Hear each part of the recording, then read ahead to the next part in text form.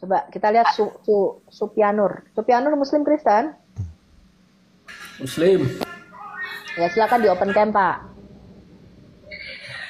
Silakan, supaya bisa enak ngobrolnya, silakan. Ya.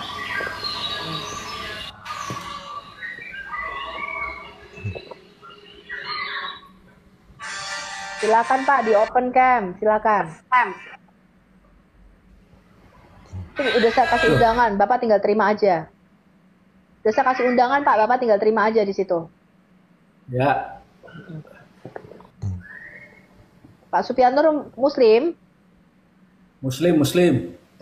Silakan. Jadi bagaimana? Oh, jadi bagaimana? Jadi begitu, Pak. Bapak tadi udah ngikuti saya dari awal apa enggak? Enggak. Ini baru. Enggak. Oke. Saya kasih pertanyaan aja ya. Bapak mau ditanya apa mau bertanya? Bisa, ditanya juga bisa. Bener, bisa ditanya. Ntar gue tanya lu gak tahu. Coba aku tanya sama Pak siapa namanya? Pak Supianur. Supianur. Kalau di iman Bapak itu manusia pertama itu namanya siapa, Pak? Manusia pertama Adam. Adam. Itu yang ngasih nama siapa? Yang ngasih nama Adam itu siapa? Yang ngasih nama Adam. Ya Tuhan lah. Tuhan yang ngasih nama. Arti nama Adam itu apa, Pak?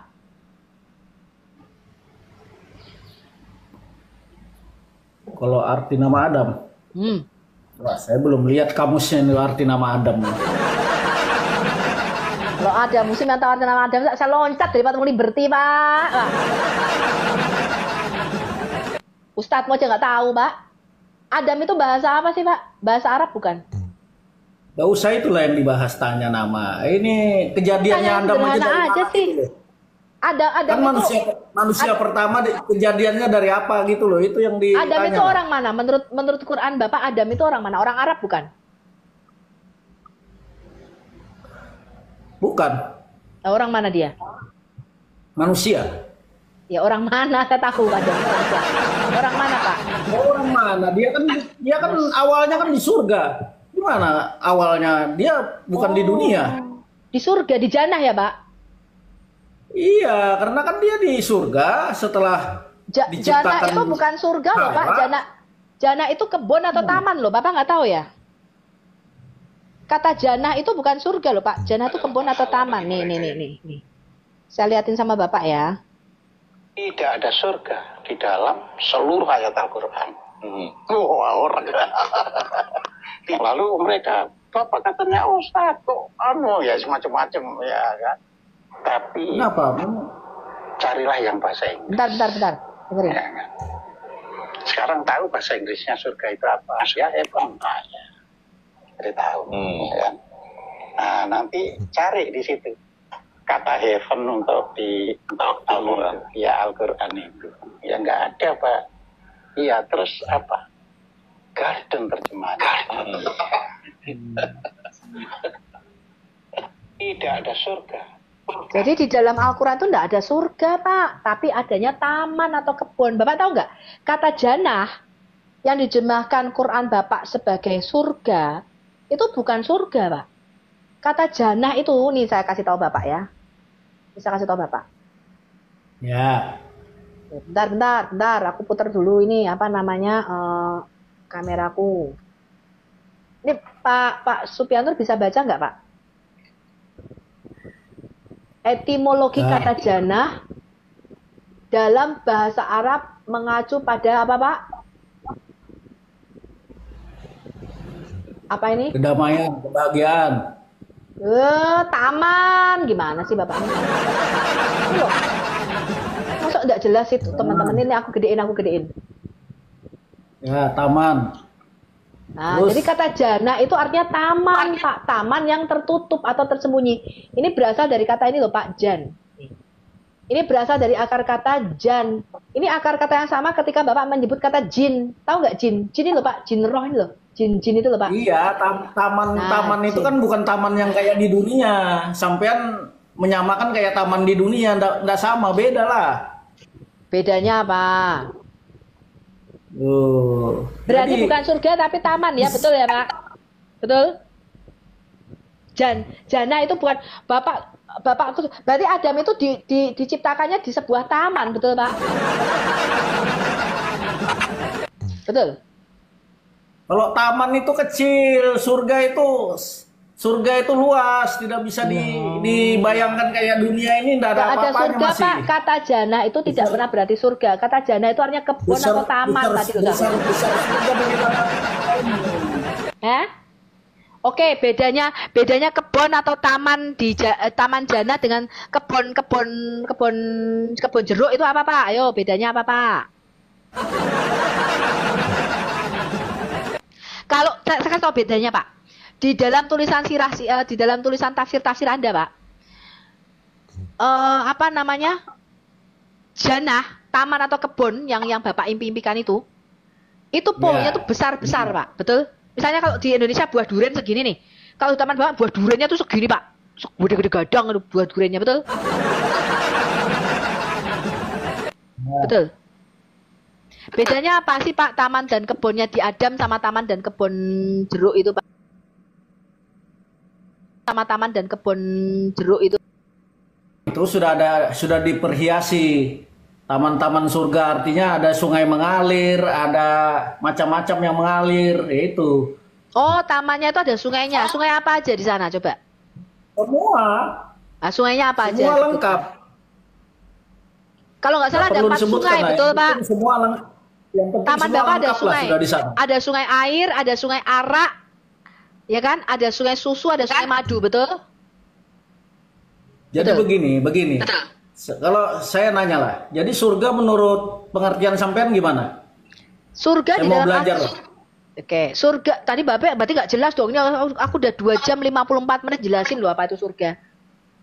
Nah, Bapak nggak ngikutin Bapak di channel saya ya, Al Hayat YouTube Al Hayat Apologetika. Iya, Al Hayat Apologetika Indonesia. Tadi saya sudah menjelaskan tuh hampir 3 jam. Di dalam pandangan Alkitab Pak, manusia surga ya, manusia tuh surga itu bukan sebuah tempat. Nanti kita itu tidak ke sebuah tempat, Pak. Kerajaan surga itu bukan bicara sebuah tempat. Nah, bahkan taman di sebelah timur di Eden yang dikatakan tempat tinggalnya Adam, ya, itu di antara pertemuan 4 sungai, sungai Efrat, sungai Tigris, sungai Gihon, sungai Pison di dalam Alkitab kita. Begitu Pak. Jadi manusia itu nanti, kalau Bapak kan tujuannya ke jannah, ke kebun tadi, betul? Bapak tujuannya kan masuk kebun, betul? Bapak ini loh. Enggak ke situ saya tujuannya. Loh, Bapak bukan tujuannya ke jannah? Bukan. Oh, Bapak nggak ke jannah, lalu kemana? Pak, bukankah Bapak itu bukankah Bapak beramal baik, sholat 5 waktu, itu nanti tujuannya ke jannah? Enggak, saya enggak ada amal, saya enggak punya amal saya. Bukan, saya tanya, tujuan Bapak itu bukannya nanti ke jannah di dalam Quran?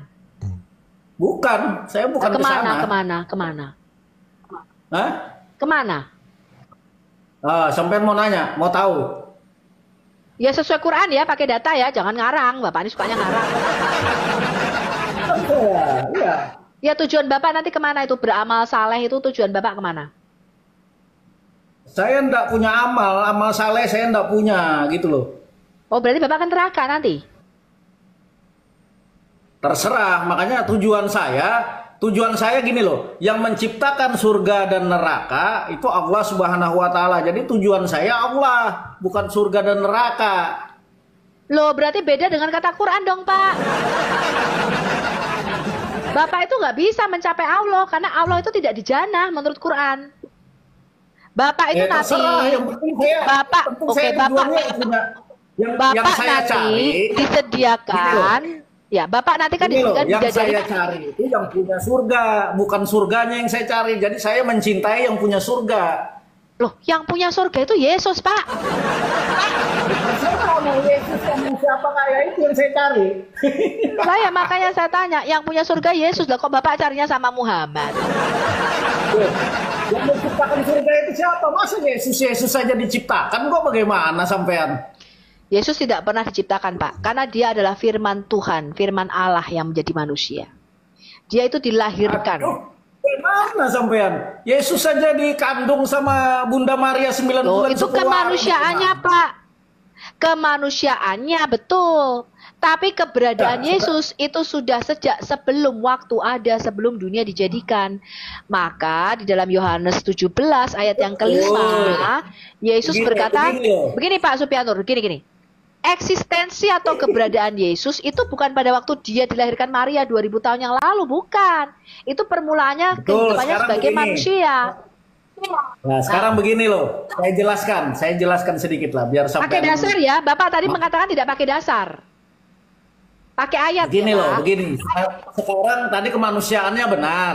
Kemanusiaannya dilahirkan oleh Bunda Maria, kemanusiaannya ya. Oh, hilang suaranya. Halo. Terus. Nah, sekarang begini. Nah, tadi kan kemanusiaannya bilang sampean tadi dilahirkan oleh Bunda Maria. Nah, sebelum kemanusiaannya lahir ke dunia, nah itu kan rohnya sudah ada. Roh itu sudah diciptakan. Dia tidak berupa. Nah, sekarang saya mau tanya, roh itu di mana? Rohnya itu? Dia tidak berupa roh kayak manusia, bukan Pak. Yesus itu hakikat sejatinya firman Allah. Nah, ini saya bacakan dalilnya ya. Yesus berkata begini Pak. Sebelum dunia ada, aku sudah ada di dalam kemuliaan Bapa. Yesus berkata, sebelum Abraham jadi, aku sudah ada. Dan keberadaannya sebagai apa? Kita lihat. Dia berkata begini.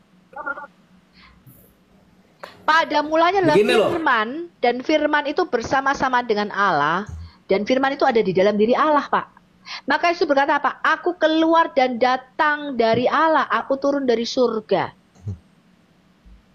Betul. Jadi Yesus itu turun dari surga, Pak. Iya, sekarang begini loh. Begini. Nah, sekarang sampean tadi bilang Yesus datang daripada Allah. Nah, berarti bukan kan Allah. sama Yesus itu sama bukan dengan Allah, saya. Saya Pak. juga datangnya dari Allah. Beda, kalau Bapak dan saya itu dilahirkan dari benihnya Adam. Kalau Yesus itu inkarnasi sang firman, beda. Bukan beda, sama. Di mana bedanya? Beda, saya Pak, juga beda. datang dari Allah, makanya. Oh tidak, Bapak tidak datang dari Allah. Bapak itu datang dari persetubuhan antara laki-laki dan perempuan. Yesus saya itu datang dari iblis ya? Tidak bisa. Sekarang saya tanya Adam. Saya tanya, Pak. Saya tanya, Pak. Persetubuhan enggak? Saya tanya Nabi Bapak. Adam itu sama Siti Hawa itu Nabi Adam datang tidak dari dilahirkan. Saya bacakan Anda Quran ya, surah 32. Adam itu tidak pernah dilahirkan. Orang Adam itu diciptakan dari tanah di dalam Alkitab saya. Makanya Adam tidak punya bapak ibu. Ini saya tanya. Bapak percaya nggak surah As-Sajdah ayat 7 dan 8 ini? Bapak percaya Quran nggak? Ya, sekarang saya bilang.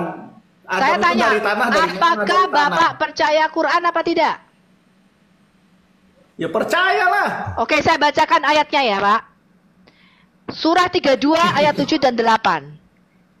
Allah berkata ini, yang membuat segala sesuatu yang dia ciptakan sebaik-baiknya, yang memulai penciptaan manusia dari tanah. Lihat ini.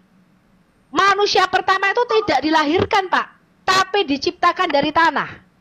Kemudian dia menjadikan semua keturunan Adam dari air mani yang hina. Semua keturunan Adam, itu tidak diciptakan dari tanah, tapi dilahirkan, dijadikan dari air mani yang hina. Sekarang pertanyaan saya, Pak. Yesus Kristus itu tidak satu-satunya kemanusiaannya yang tidak lahir dari air mani hina. Di dalam Quran. Oh, sekarang saya tanya. Sebentar. Betul. Dia kan salah satunya. Saya tanya, Pak, Muhammad Anda, nabimu, itu dilahirkan dari air mani hina apa tidak? Air mani itu bukan hina, air mani itu suci. Siapa yang bilang hina? Allahmu yang bilang hina. Surah 32 ayat 7 dan 8. Itu yang bilang air mani hina itu Roma Irama. Berarti Allahnya Roma Irama. Ini ya, saya balik ya. Ini Loh, Quran coba Bapak. sampean dengarkan lagunya itu. Dari setetes air hina itu kan Roma Irama yang ngasih. Oh, pantesan Aduh, Bapak nggak pernah baca, ya, nggak pernah baca Quran. Ini teman-teman, Air mani Ini dia itu bilang- air yang suci, bukan air hina. Pak Supiatur bilang Allah SWT itu Roma Irama, teman-teman ternyata. Ini lihat ya. Ini surah 32 ayat 7 dari yang air hina membuat. itu mah Roma Irama. Sebentar Pak, Yang bilang ini begitu kata ada Roma Irama itu. nih. Ini kata Roma Irama Pak. Sebentar, ini kata Roma Irama. Yang membuat segala sesuatu yang dia ciptakan, ya, yang memulai penciptaan apa? Manusia dari tanah, kemudian dia menjadikan keturunannya dari saripati air apa? Air apa ini Iya, Pak? saripati alam. Dari saripati alam menjadi air Yang apa mani. ini? Yang apa ini, bukan Pak? Yang air apa? hina. Ini apa bacanya Pak? Nah, itu kan bisa aja karangan manusia itu. Aduh, kalau dari Ya. hina itu karangan manusia. Kalau dari Ya, Tuhan saya tidak baru ada tahu bilang hina. bahwa ternyata nama lain daripada Allah Subhanahu wa taala adalah Roma Irama, Bapak Ibu. Jadi Dari firman setetes air Allah yang hina ini itu kan Roma Irama. firman Allah ini sekarang sudah menjadi Yang perkataannya Roma diciptakan. Irama. Enggak, saya tanya sama Pak Sofyan dulu. Perkataan Allah ini sekarang menjadi perkataannya Roma Irama, Pak. Oh, ya. Perkataan Allah sekarang menjadi perkataannya Roma Irama ya. Betul. Oh. Gimana sih lagunya Roma Irama itu? Gimana coba Bapak Ini nyanyikan, sifat Pak? 20 yang berkata-kata itu Enggak, Allah, coba Pak bukan Supianur, manusia. nyanyikan lagunya Roma Irama itu gimana tadi? Gimana lagunya? Nah, dari setetes air hina. Nah, Ya gimana lagunya? ya kan? Aku belum pernah dengar. Aduh, saya lupa juga dari awalnya kalau lagunya itu. Jadi Allah ini perkataannya Makanya- sekarang jadi makanya lagunya jangan Roma Irama. Setetes dari air hina. Kalau saya tidak Oke, mau dari sekarang setetes saya tanya. Kalau saya Nabimu- dijadikan Allah Subhanahu wa taala itu dari setetes air yang suci. Suci dari mana? Orang Al-Quran mengatakan air mani hina, kok Bapak mengatakan suci? Tidak percaya itu karangan manusia saja. Saya enggak. Oh, Bapak nggak percaya saya Quran? sama karangan manusia. Oke, berarti Bapak tidak percaya Quran. Ya percayalah. Lah, Quran Nggak ada mengatakan di Bapak Al-Quran. dijadikan dari air mani hina. Nah, tidak ada di. Saya belum pernah lihat di Quran itu bilang dari. Oke, sekarang Bapak punya setetes Quran air nggak? hina itu manusia. Enggak, Nggak sekarang ada. Bapak punya Quran nggak? Bapak buka Quranmu. Bapak punya Quran nggak di situ? Ah, itu kan terjemahan. Beda dengan tafsir. Sama Pak. Kok tafsir? Itu kata Sama, Quran. Makanya Quran itu ada tafsir. Loh, Ada tafsirnya tafsir. sama Pak. Tafsirnya mengatakan diciptakan dari air mani hina. Kalau Open kan kita Ya inilah teman-teman ya. Makanya si Pak Supianur ini cuma baca bahasa Arabnya. Bismillahirrahmanirrahim. Nauzubillahi minasyaitonirrajim. Tapi artinya nggak tahu Bapak Ibu. Makanya ketika saya tunjukkan Al-Quran, Pak Supianur bilang, oh itu lagu karangan Roma Irama. Dua apa laga? Luar Ada biasa. tafsir banyak. Saya nggak bilang tafsir, bukan Pak, saya bilang cuma Quran. terjemahan aja. Lain kitab Kristen cuma terjemahan. Loh, memang Bapak Beda. tahu arti Quran tanpa terjemahan? Hah? Lalu bagaimana Bapak bisa mengimani Quran kalau Bapak nggak tahu artinya? Nah, saya pasti mengimani karena Quran itu adalah perkataan Allah yang diturunkan kepada Nabi Muhammad. Loh, Bapak nggak tahu artinya kok Bapak bisa mengimani itu dari mana?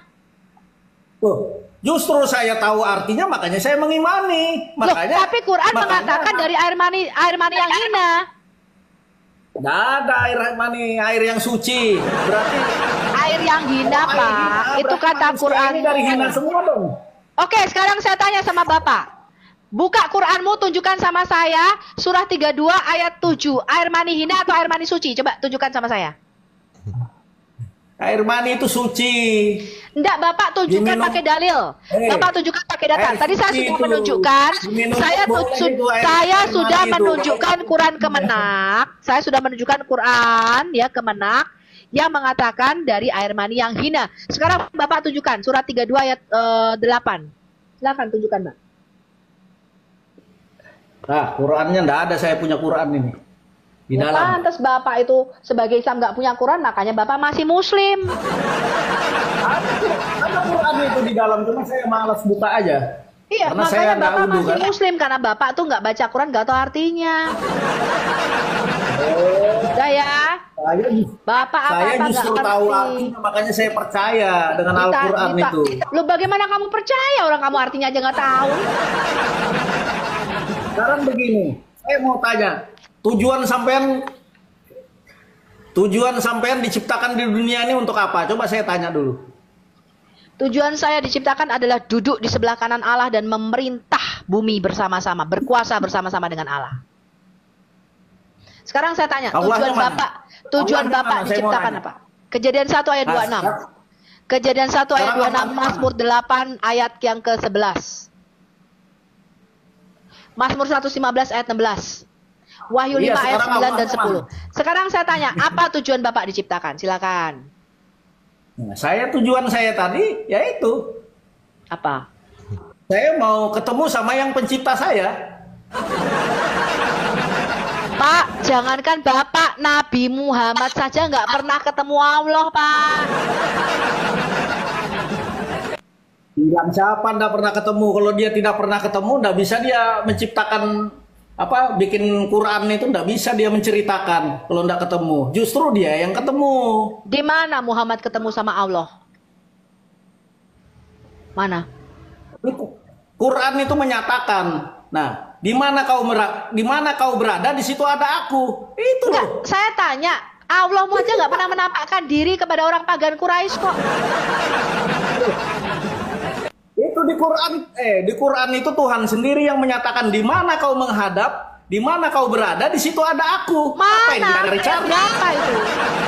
Saya tanya, Pak. Saya tanya sama Bapak. Pernahkah Muhammad menerima firman langsung daripada Allah? Seperti para nabi lainnya? Ada. Adam bertemu dengan Tuhan.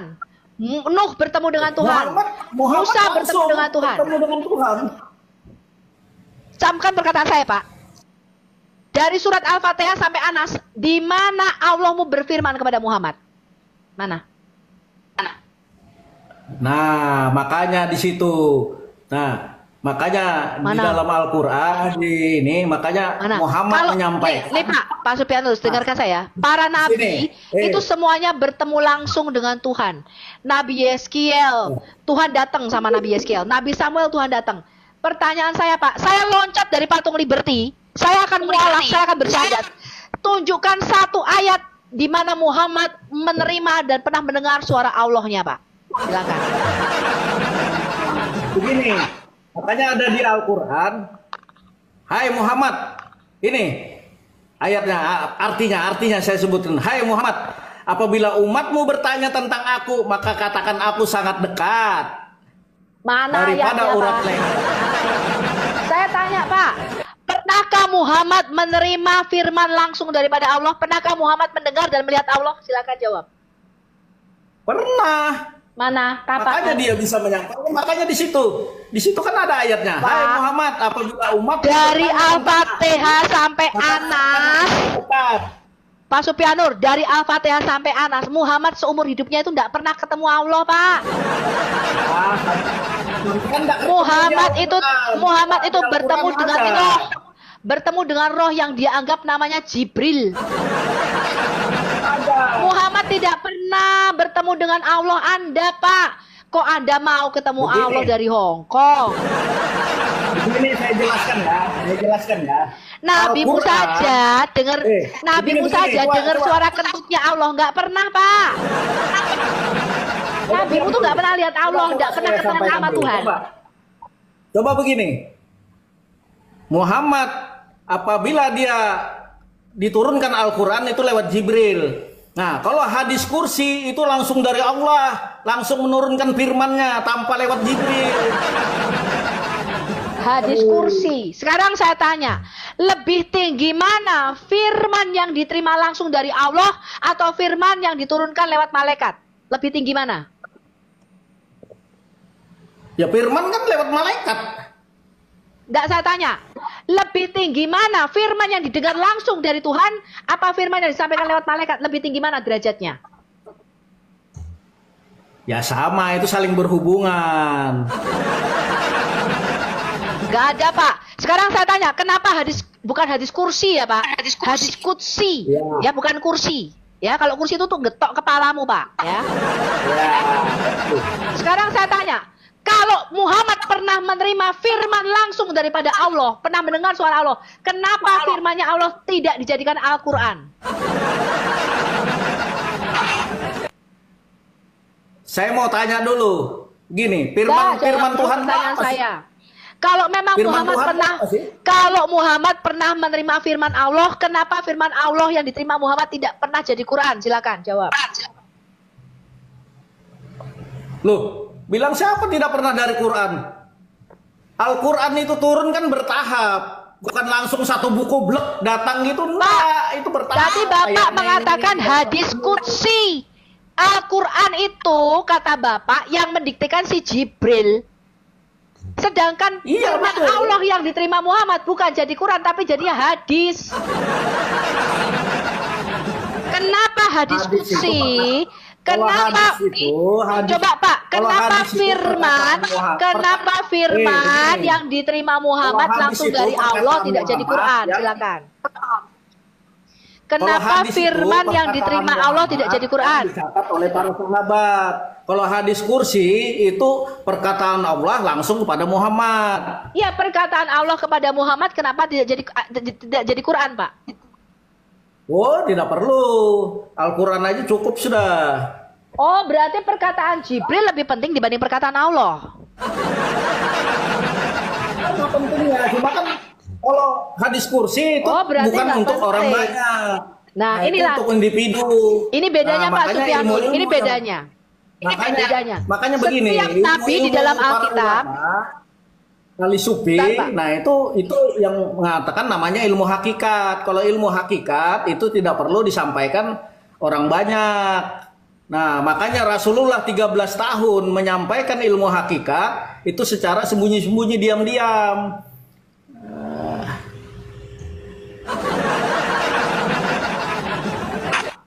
Bagaimana mungkin orang yang lahir dari air mani hina bisa bertemu dengan Tuhan, Pak? Bagaimana mungkin nabimu? Bagaimana mungkin nabimu yang lahir? Loh Pak, sekarang saya tanya. Isa Al-Masih dikatakan anak yang suci. Kenapa dia suci? Karena Isa itu tidak lahir dari hasil persetubuhan laki-laki dan perempuan.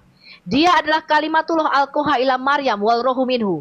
Dia adalah firman yang turun ke dalam rahim Maryam dan roh daripada Allah itu sendiri. Makanya Isa itu tidak perlu datanglah firman Allah kepadaku, tidak perlu karena dialah firman Allah itu sendiri. Lah kalau nabimu Pak, Allah aja nggak mau ketemu Pak. Isa itu manusia, Pak, bukan Tuhan. Semua nabi-nabi, Isa itu bukan sebenarnya manusia Pak. Dia kalimatullah alqaha ila Maryam. Dia adalah kalimatnya Allah, firmannya Allah yang kemudian turun nuzul menjadi manusia di dalam rahim Maria. Itu kata Quran surah An-Nisa ayat 171. Sekarang saya tanya. Kalau nabimu tuh lahir dari air mani hina, hasil persetubuhan laki-laki dan perempuan, Pak, itu nabimu.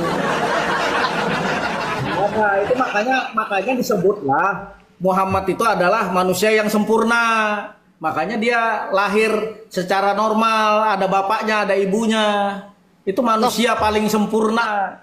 Oh, manusia paling sempurna. Loh, apa bedanya Muhammad dengan saya? Saya juga sempurna dilahirkan dari bapak ibu saya. Bedanya Muhammad dengan saya beda, apa? Beda.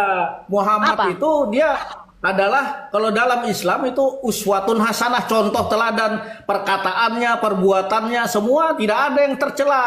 Baik, saya tanya sama Bapak. Perbuatannya Muhammad tidak tercela. Saya tanya sama Bapak. Muhammad menikahi anak berusia 6 tahun. Apakah itu teladan yang sempurna menurut Bapak? Waktu itu kan tidak ada aturan 6 tahun itu. Itu kan yang penting. Enggak, saya nggak tanya itu. Saya tanya, kemarin ada yang namanya Syekh Puji. Syekh Puji menikahi anak berusia 7 tahun, lalu dipenjara 2 tahun. Ketika ditanya, kenapa kamu menikahi anak umur 7 tahun? Karena mengikuti teladan manusia sempurna yang bernama Muhammad. Ketika Syekh Puji mengikuti teladan, Nabimu menikahi anak kecil, kenapa dipenjara, Pak? Silakan jawab. Penjara itu hukum manusia yang menciptakan hukum. Bapak tadi mengatakan Muhammad itu teladan, betul Pak? Betul. Lah kenapa ketika ada yang meneladani akhlak Muhammad menikahi bocil kok dipenjara? Oh, beda. Waktu itu Muhammad ada enggak aturan itu? Enggak, saya nggak tanya itu, saya nggak tanya waktu. Saya tanya Bapak, Syekh Puji itu kan Muslim. Dia bertuhankan Allah dan bernabikan Muhammad. Syekh Puji mengikuti teladan Rasul Muhammad. Syekh Puji mengikuti teladan Nabi Muhammad, menikahi bocil. Kenapa ketika Syekh Puji menikahi bocil di penjara, Pak? Nah, sekarang yang penjara itu aturan siapa? Aturan dunia toh? Bukan, saya nggak tanya itu. Kenapa ketika mengikuti sunnah nabimu, kan katanya nabimu itu rahmatan lil alamin, teladan. Kenapa ketika ada yang meneladani menikahi bocil kok di penjara, Pak? Nah, karena itu aturan dunia yang diciptakan oleh aturan manusia. Beda. Oh, berarti menurut Bapak menikahi anak di bawah umur itu adalah perintah Allah. Iya, betul. Sekarang saya tanya, kenapa Pak Supianur tidak menikahi anak kecil? Nah, bukan anak kecil. Di situ dalam hukum Islam, apabila perempuan itu sudah haid, walaupun dia umur 7 tahun, 6 tahun, kalau dia sudah haid itu bisa dinikahkan. Siapa yang mengatakan demikian? Bapak pernah baca surah At-Talaq? Bapak pernah baca surat 65 ayat 4 nggak? Beda. Jadi Bapak pernah baca nggak surah 65 ayat 4? Bahwa Bapak boleh menikahi anak yang belum haid. Nah, itu berarti sudah akil balik namanya. Nah, kalau laki-laki itu Bapak pernah baca surah 65 ayat 4 nggak? Bapak nggak pernah baca surat At-Talaq? Coba bacakan. Aduh, berat teman-teman ini. Aisyah itu akil baliknya umur 14. Aisyah itu umur 14 tahun sampai umur 14 tahun masih dibolehkan main boneka karena dia belum menstruasi pada waktu itu. Aisyah itu akil balik pada waktu umur 14 tahun ya, sesuai hadis. Sekarang kita baca surah 65 ayat 4 teman-teman. Surah 65 surah At-Talaq ayat 4. Nih, saya bacakan ya, Pak. Dan perempuan-perempuan yang tidak haid lagi di antara perempuan-perempuanmu, jika kamu ragu-ragu tentang masa idahnya, maka masa idah mereka adalah 3 bulan. Begitu pula dengan perempuan-perempuan yang belum haid karena masih kecil. Dan perempuan-perempuan yang hamil, waktu idah mereka itu ialah sampai mereka melahirkan kandungannya. Jadi di dalam hukum Islam, Pak, menikahi dan menceraikan anak di bawah umur karena yang belum haid karena mereka masih muda itu diperbolehkan, Pak. Diperbolehkan di dalam surah 65 ayat 4. Diperbolehkan. Walaupun dia belum haid, tetapi kan belum bisa berhubungan. Bisa saja saya dinikahkan nih. Tapi bisa saja saya belum kumpul sama istri saya karena dia masih belum haid. Bisa saja. Tapi ini boleh diceraikan. Ini lihat nih Pak, surah 65 ayat 4 itu tentang talak perceraian. Tentang masa idah. Sebentar Pak Supianur, sebentar diam. Bapak baca ya. Masa idah itu artinya sudah ketika nikah dia digauli, sudah disetubui. Kalau dia mau diceraikan harus ditunggu masa idahnya.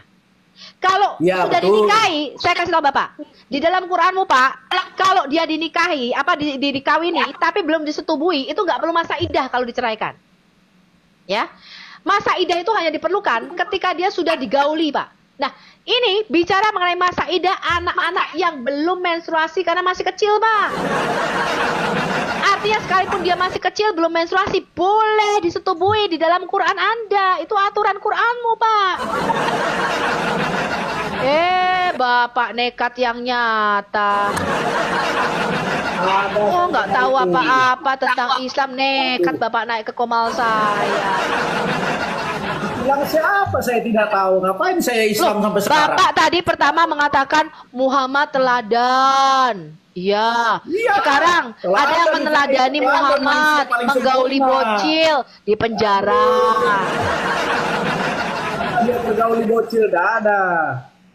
Pak, Itu sudah dewasa.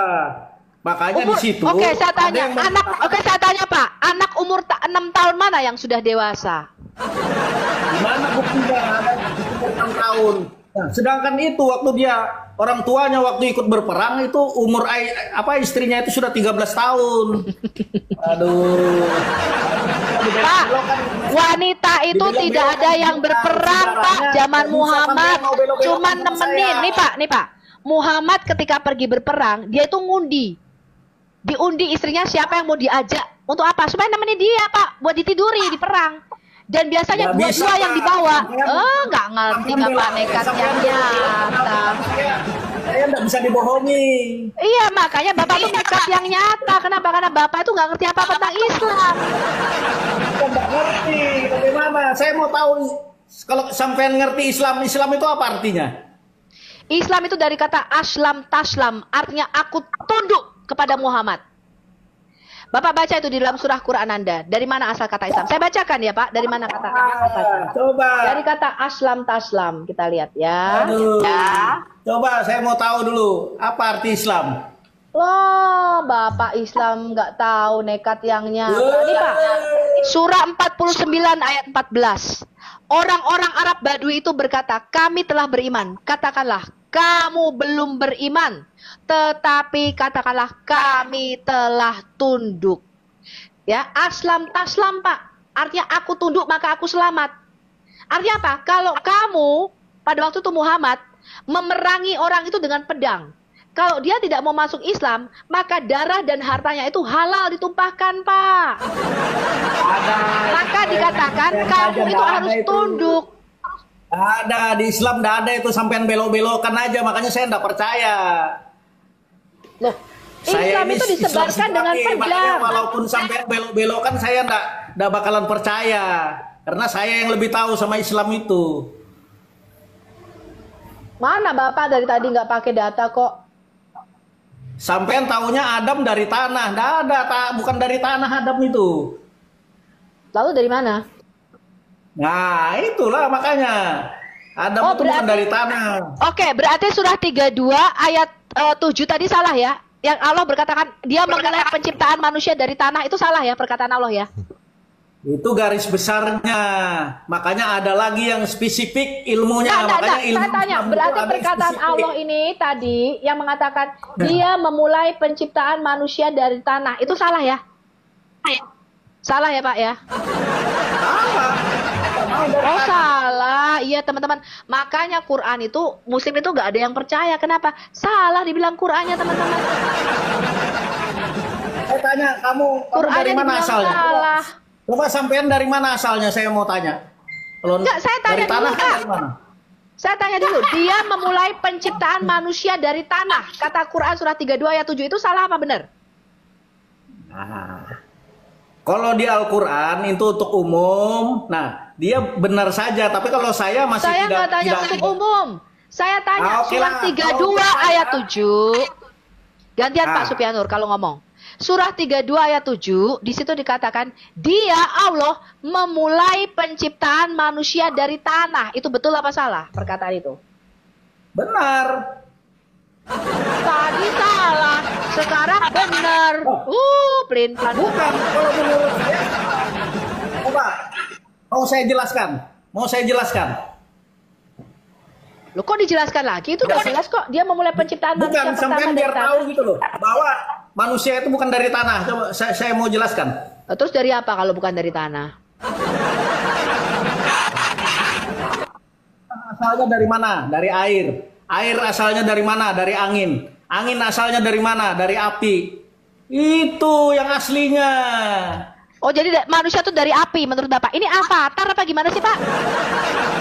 Sekarang saya tanya. Tanah dari Kalau air. Air dari kamu angin. hidup Sekarang saya tanya, kalau kamu hidup panas nggak badan kamu? Avatar, Pak.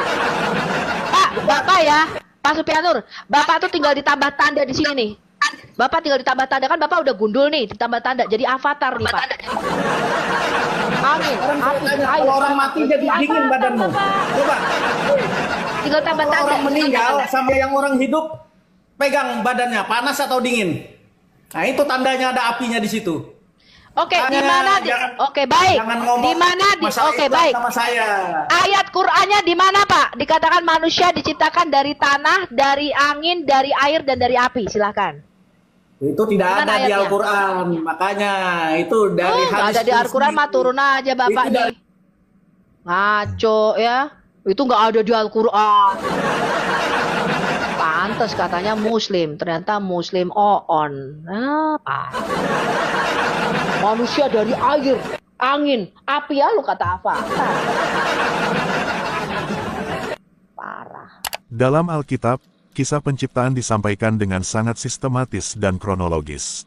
Kejadian pasal 1 dan 2 menceritakan penciptaan langit, bumi, manusia, dan menjelaskan bagaimana Allah menciptakan Adam sebagai manusia pertama, dari debu tanah, dan menghembuskan nafas hidup ke dalamnya. Kejadian 2 ayat 7, lalu Tuhan Allah membentuk manusia itu dari debu tanah dan menghembuskan nafas hidup ke dalam hidungnya, demikianlah manusia itu menjadi makhluk yang hidup. Sangat jelas bukan? Tapi coba bandingkan dengan narasi dalam Al-Quran. Tidak ada satu kisah penciptaan yang runtut dan menyatu. Fragmen-fragmen tersebar di berbagai surat, bahkan seringkali kontradiktif. Lihat surah Al-Hijr 26 dan surah Al-Mukminun 12-14. Manusia dari tanah kering, dari air, dari segumpal darah, dari tanah liat, mana yang benar? Bapak tadi malah bilang dari api.